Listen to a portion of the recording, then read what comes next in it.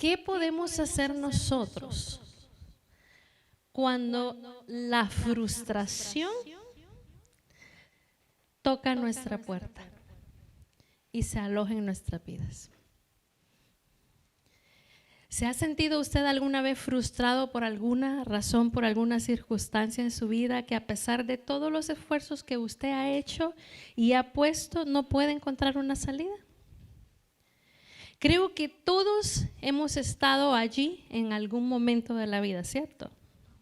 Todos hemos experimentado la frustración en algún momento, en nuestras familias, en diferentes áreas. En mi vida ha habido muchos momentos de frustración. Lo hubo en mi niñez, los hubo en mi adolescencia. Recuerdo que pasaba muy frustrada por algunas cosas que pasaban. En mi vida de adulta lo ha habido. En mi matrimonio ha habido frustración. Y ministerialmente hay momentos en los que también me siento frustrada. Ninguno de nosotros en realidad está exento de decir: yo nunca he experimentado la frustración, no sé lo que es y nunca la voy a experimentar, porque todos estamos expuestos a ella. Pero ¿qué es la frustración? Esa es la pregunta. Bueno, en psicología se define la frustración como ese sentimiento que surge en su vida cuando algo no se logra alcanzar, cuando usted no logra alcanzar una meta, un objetivo, o no puede satisfacer un deseo, y esto produce una reacción adversa y negativa fuera de control en la vida del ser humano. La frustración puede llevarlo a usted a sentir ansiedad, le puede llevar a sentir miedo, pánico, le puede llegar a sentir ira, sentirse contrariado, estar irritable por todo, mostrarse abrumado y no ser capaz de relajarse. Llevada al extremo, la frustración podría conducir a la agresividad,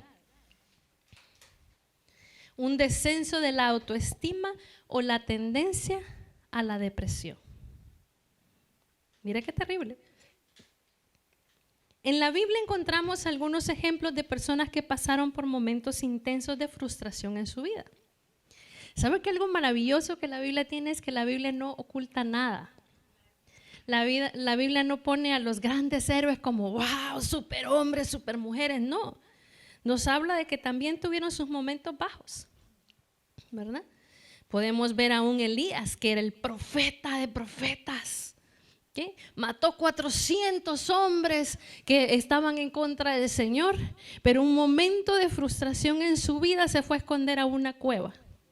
¿Y sabe de quién se escondía? De una mujer. Peligrosas las mujeres. Entonces, todos podemos estar ahí.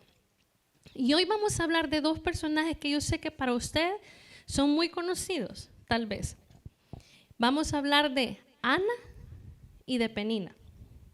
Ahora, generalmente siempre que hablamos de estos dos personajes ponemos a Penina como la mala de la película. ¡Wow! Penina, qué terrible esa mujer. Pero no vemos lo que Penina estaba pasando. No vemos lo que ella estaba experimentando. Y tanto Ana como Penina estaban pasando por momentos terribles de frustración en su vida. Veamos la historia. Primera de Samuel, capítulo 1, versos del 1 al 8. Y voy a leer la Reina Valera Revisión 95. Hubo un hombre de Ramataim, sufita, de los montes de Efraín, que se llamaba Elcana, hijo de Jeroam, hijo de Eliú, hijo de Tohu, hijo de Suf, efrateo. Tenía 2 mujeres. Gracias a Dios eso ya no se puede hacer. El nombre de una era Ana y de la otra Penina. Penina tenía hijos, pero Ana no los tenía.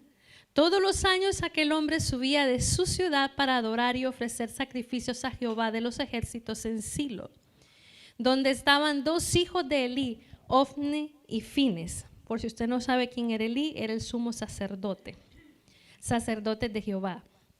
Cuando llegaba el día en que Elcana ofrecía sacrificio, daba a Penina, su mujer, la parte que le correspondía, así como a cada uno de sus hijos e hijas. Pero a Ana le daba una parte escogida, porque amaba a Ana, aunque Jehová no le había concedido tener hijos. Y su rival, o sea, Penina, la irritaba, enojándola y entristeciéndola porque Jehová no le había concedido tener hijos. Así hacía cada año cuando subía a la casa de Jehová. La irritaba así, por lo cual Ana lloraba y no comía. Y Elcana, su marido, le decía: Ana, ¿por qué lloras? ¿Por qué no comes? ¿Y por qué está afligido tu corazón? ¿No te soy yo mejor que 10 hijos? Un poquito insensible Elcana, pero bueno, ¿qué vamos a hacer? Así son los hombres. Entonces, en la historia vemos 3 personajes. Vemos al primero de ellas, que es Elcana, que es el esposo, y dice la Biblia que este hombre tenía 2 esposas. Ahora, por lo que acabamos de leer, sabemos que era un hombre responsable, ¿verdad? Con ambas personas, y era una persona que proveía para las necesidades de ambas. También podemos ver de que era amoroso, porque dice que amaba a Ana. Ahora, solo para su información, en ese momento de la historia en Israel, esto era permitido, el tener 2 o más esposas, siempre y cuando el hombre tuviese la capacidad económica para poder sostener a ambas familias, sin disminuir la provisión de la otra persona y sin faltar al deber conyugal con ninguna de ellas. Entonces vamos a hablar primero de Penina. Penina, su nombre significa coral o piedra preciosa. Mire qué lindo nombre. Casi nunca le prestamos atención a Penina. Por su nombre deducimos que debió de haber sido una mujer hermosa. ¿Okay? Y aparte de hermosa, era una mujer, y aquí es donde no prestamos atención. Penina contaba con la bendición y el favor de Dios. Y porque siempre le echamos leña a la pobre Penina. Ella contaba con la bendición y con el favor de Dios. ¿Por qué? ¿Por qué le estoy diciendo yo eso? Porque Penina tenía varios hijos e hijas. Y en los tiempos bíblicos en que Penina y Ana vivían, tener muchos hijos era señal de la bendición de Dios sobre la vida. Salmo 127, verso 3 al 5, Reina Valera 60, dice así: He aquí, herencia de Jehová son los hijos, cosa de estima el fruto del vientre. Como saetas en mano del valiente, así son los hijos sabidos en la juventud. Bienaventurado el hombre que llenó su aljaba de ellos, no será avergonzado cuando hablare con los enemigos en la puerta.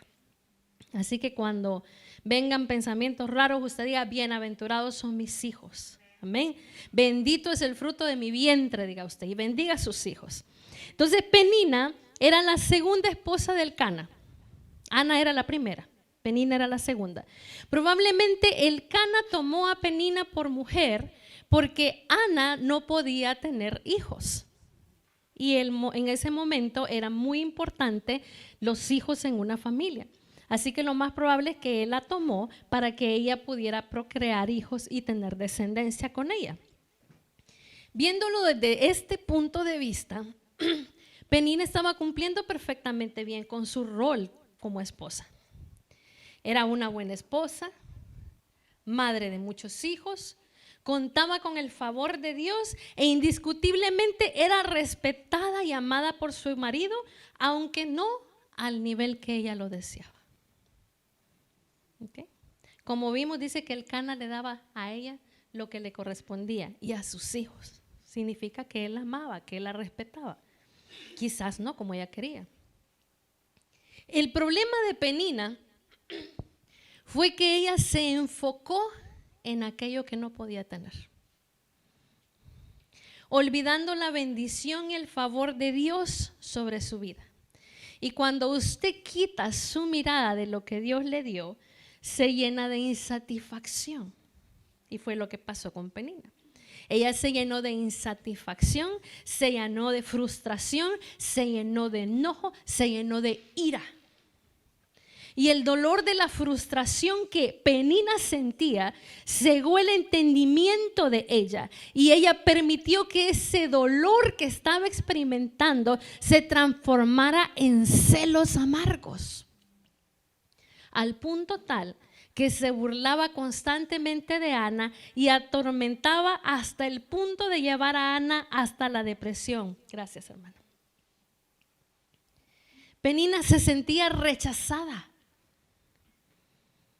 por su esposo. Y lamentablemente Elcana abiertamente demostraba que él amaba más a Ana que a Penina.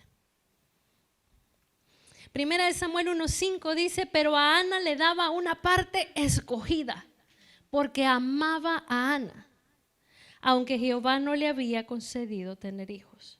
Penina lo que estaba buscando desesperadamente era la aceptación y la aprobación de su esposo. Ahora déjeme preguntarle a usted algo. ¿Tenía razón Penina para sentirse así?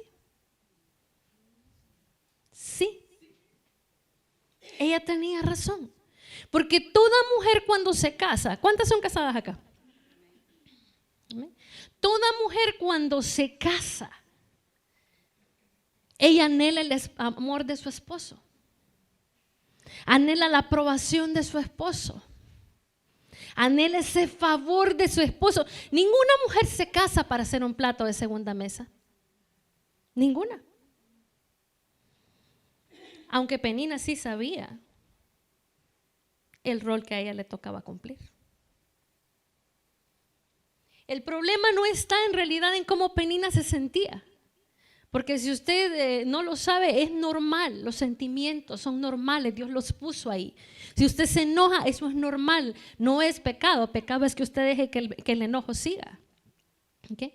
La frustración que estaba sintiendo es normal porque ella era un ser humano. Era normal lo que ella sentía. Y ese no era el problema, sino el problema real era cómo ella estaba manejando la frustración que había llegado a su vida. Ese era el detalle. Recordemos que hay circunstancias que yo no puedo cambiar. No importa cuánto yo me esfuerce, no importa lo que yo haga, no importa si yo voy de aquí para allá o hago esto o hago aquello o dejo de hacer lo otro. Hay cosas que definitivamente están fuera de mi control. No las puedo cambiar. La buena noticia es que yo conozco a alguien que es capaz de cambiar las circunstancias por difíciles que sean.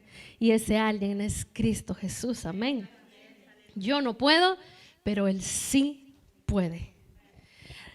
Mire, yo recuerdo que un tiempo en mi matrimonio las cosas definitivamente no andaban bien.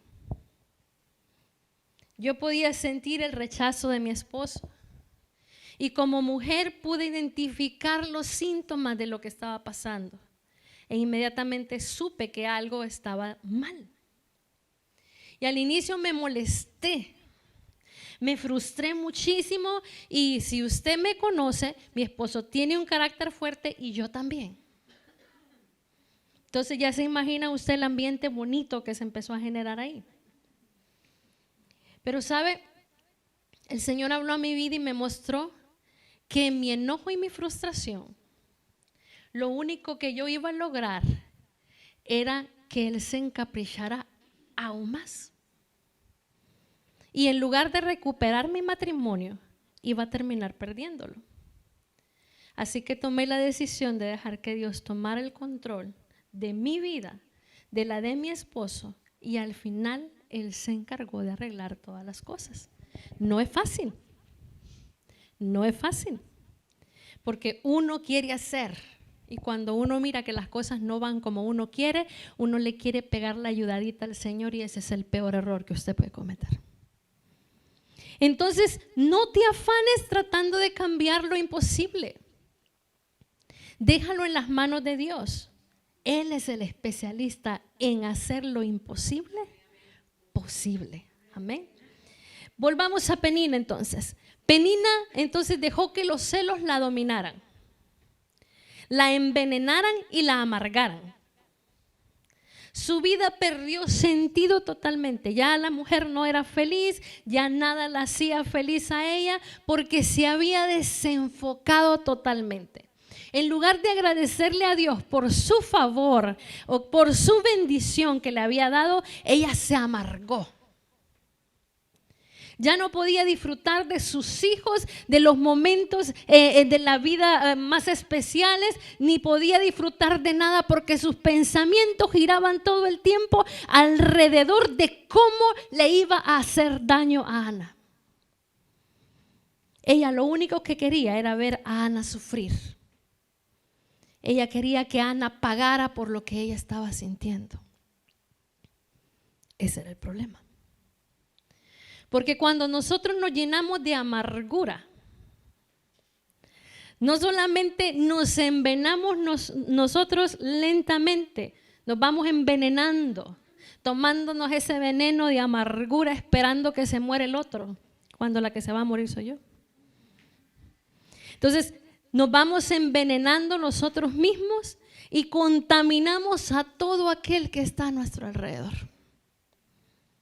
Destruimos nuestra vida, la vida de nuestros esposos, la vida de nuestros hijos, la vida de los compañeros de trabajo y de todo aquel que se nos atraviesa en el camino, porque de la amargura no podemos ver. Destruimos a aquellos a quienes amamos. Ahora imagínese usted por un momento el ambiente tóxico en el que vivía el Cana. Imagínese este hombre.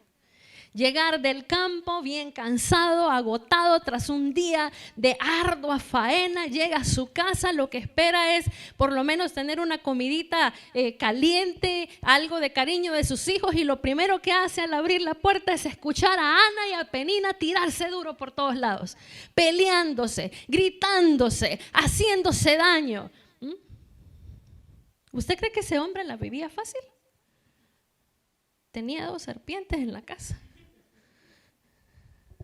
O a saber, porque no sé si la suegra vivía ahí. Entonces, escuchaba gritos, pleitos, discusiones, reyerta entre sus 2 mujeres.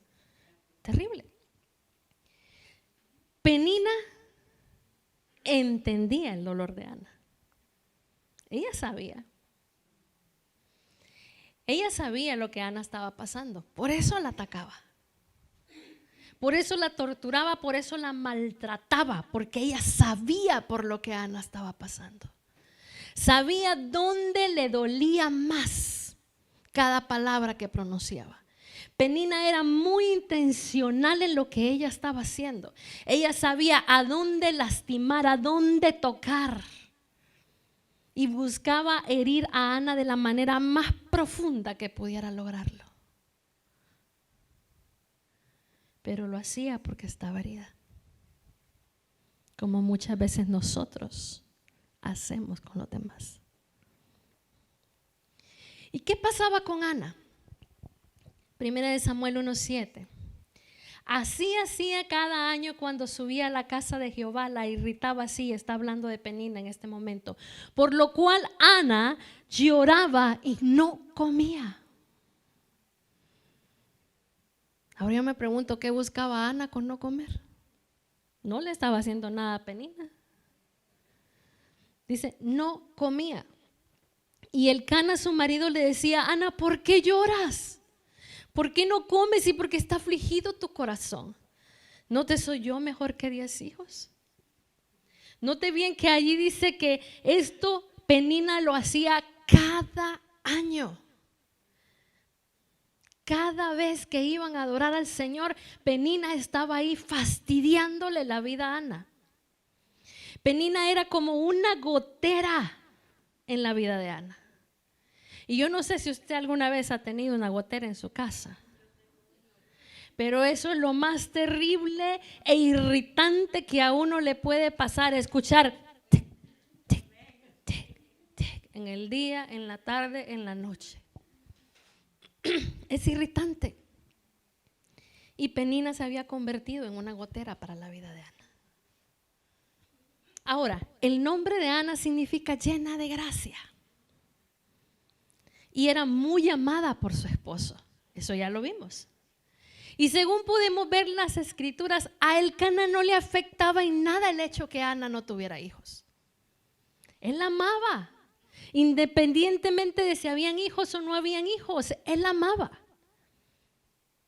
Dice en la Biblia que él le daba a ella una parte especial, una parte escogida.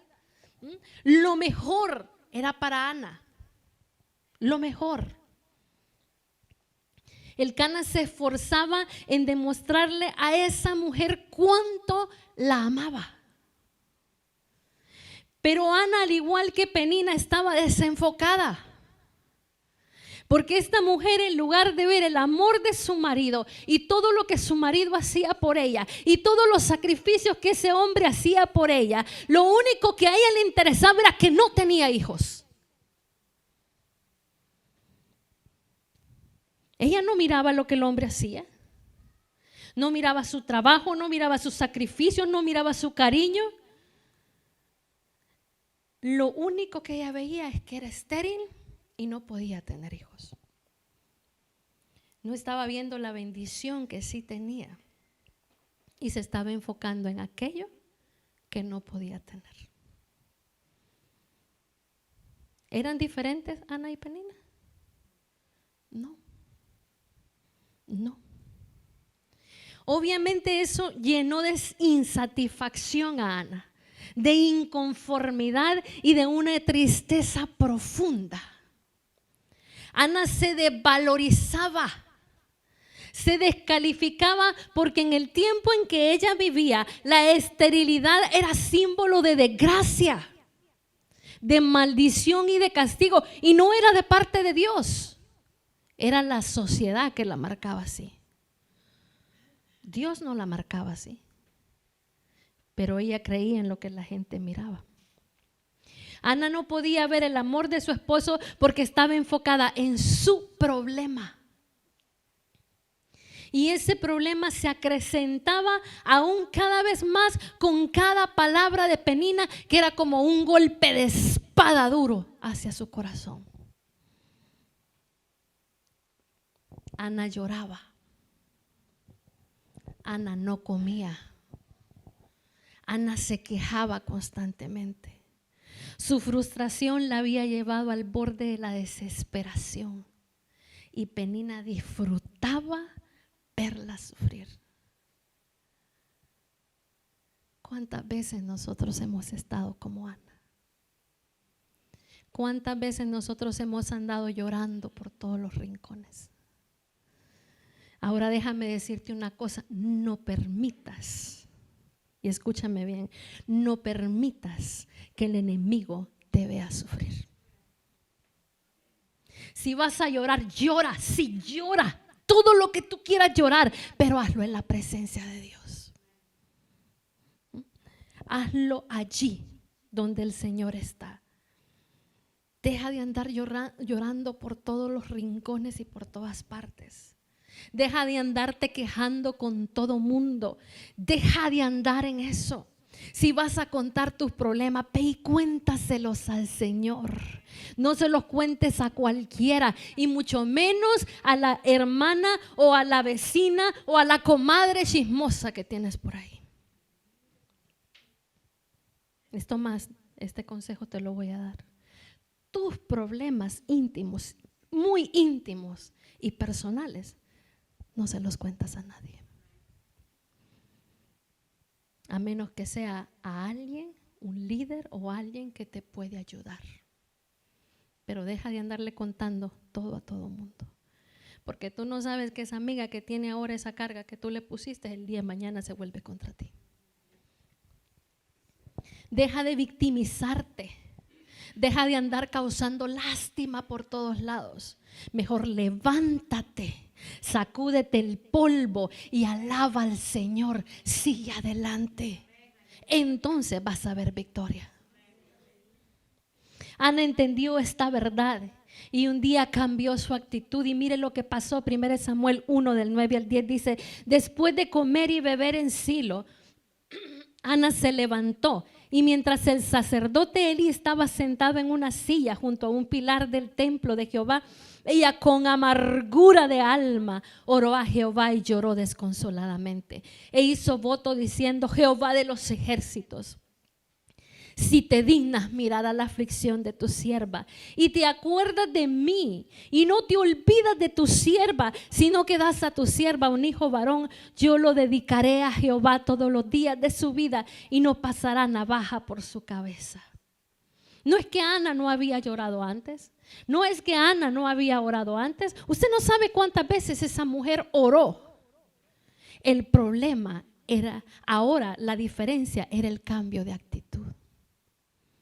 Ella derramó su corazón, ella fue sincera. Y déjame decirte algo, nosotras muchas veces no le decimos a Dios lo que sentimos porque tenemos miedo de lo que Dios pueda pensar de nosotros. Yo te voy a decir algo, no importa lo que tú le digas al Señor, Él sabe quién tú eres, sabe que eres humana, sabe que eres una mujer, sabe que tienes sentimiento y no se va a asustar por lo que tú le digas.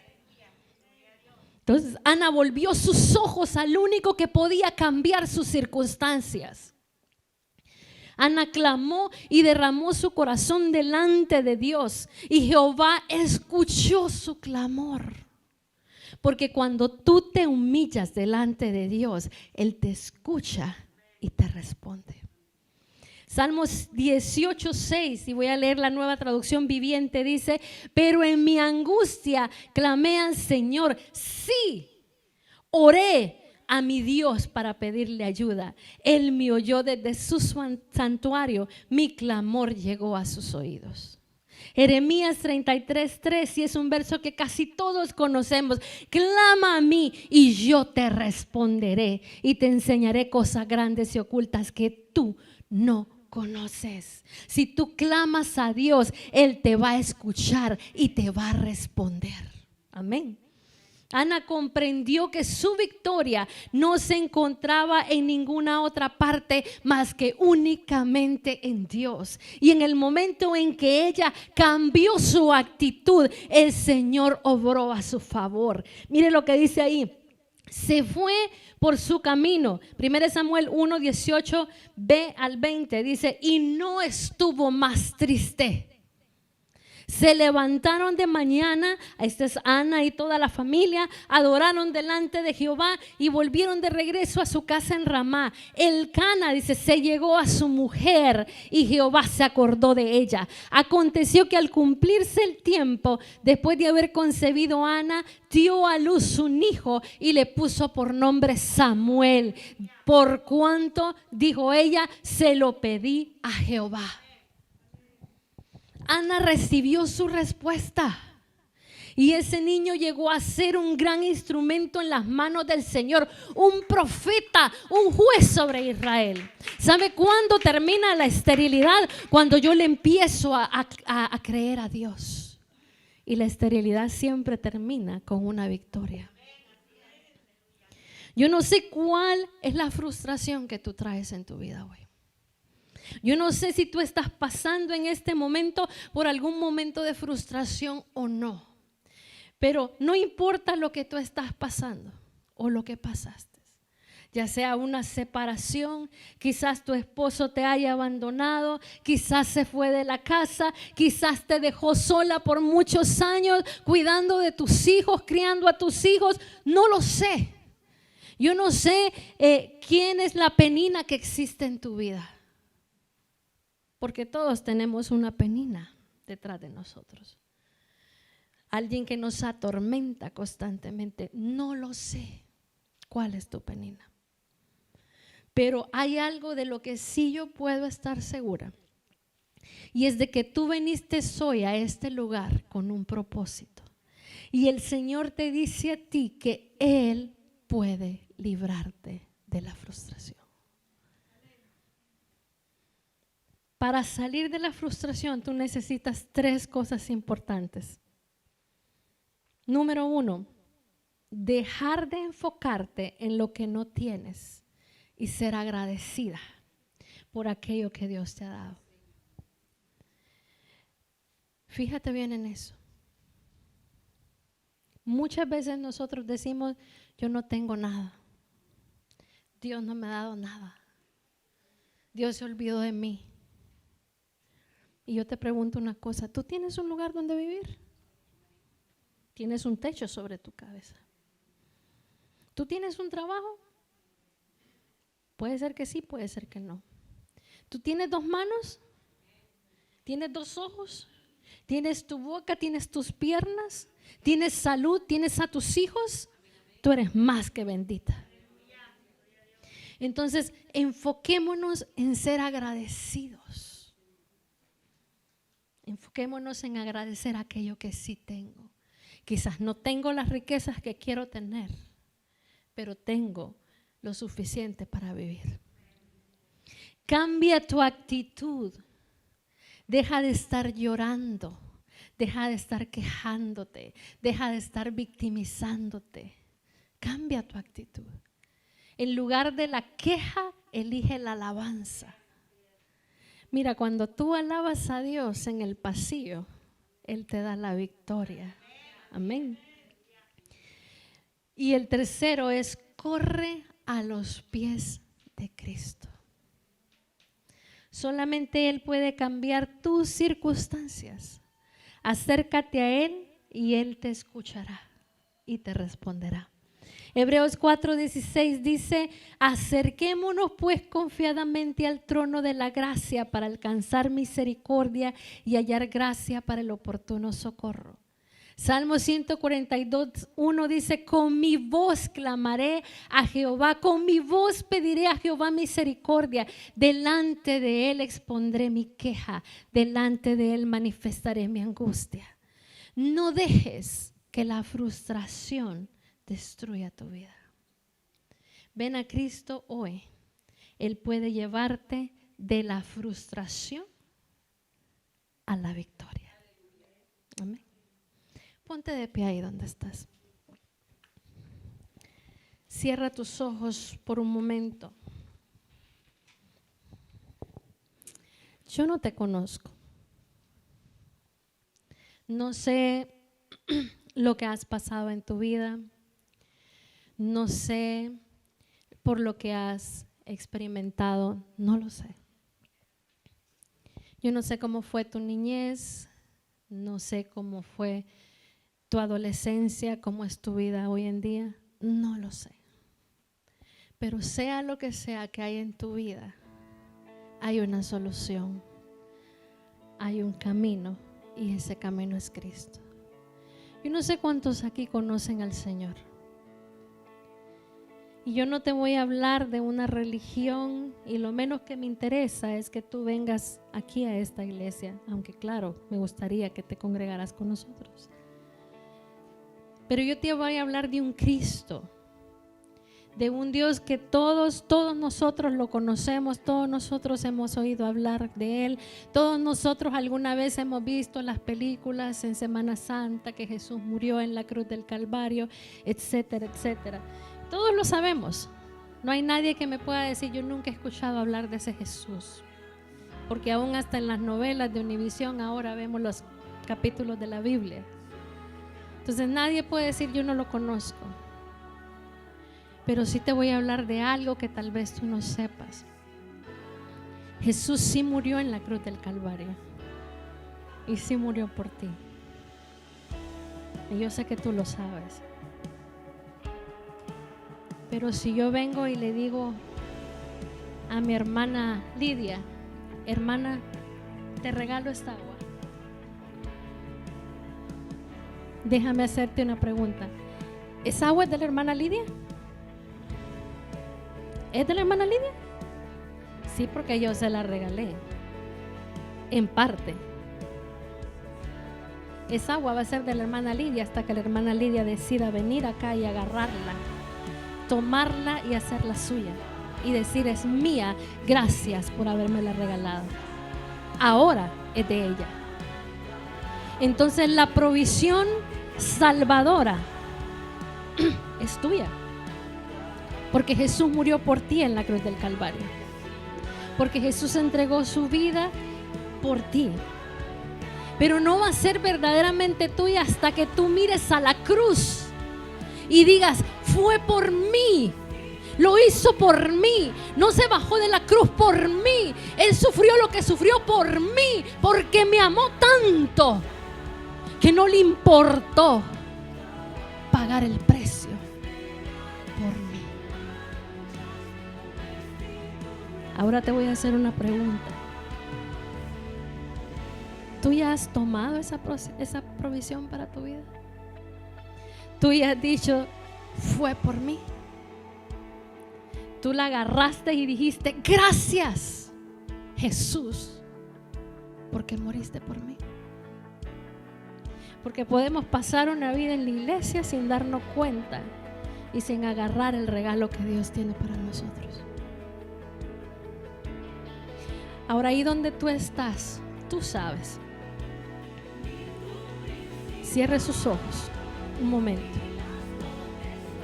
Yo le voy a hacer una pregunta a usted sola.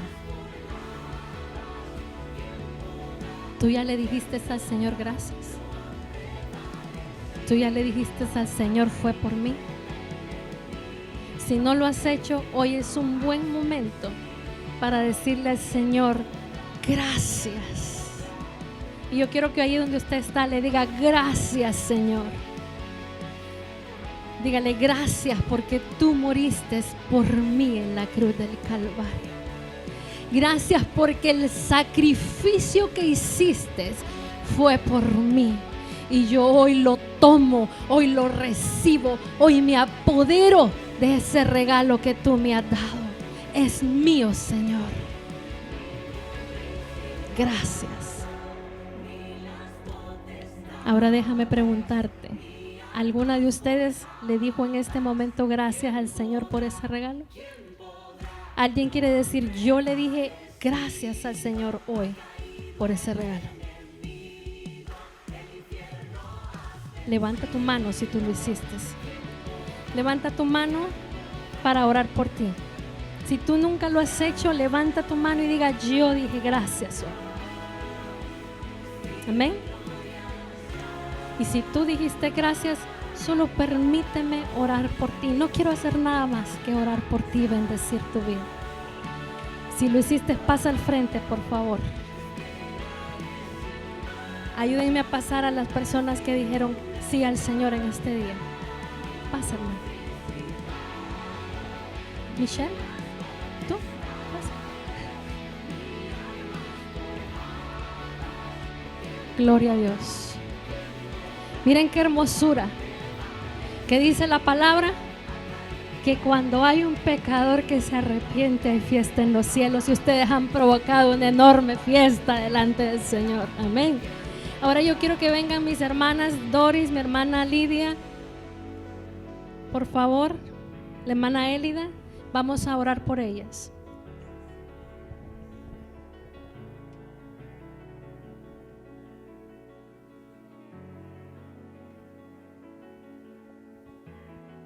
La mano a alguna de ellas. Padre celestial, oh mi rey, yo te doy gracias, papá. Mi Dios, porque lo más maravilloso de esto es ver a estas mujeres rendidas delante de ti, Señor. Padre, yo bendigo la vida de cada una de ellas y la presento delante de ti, Señor.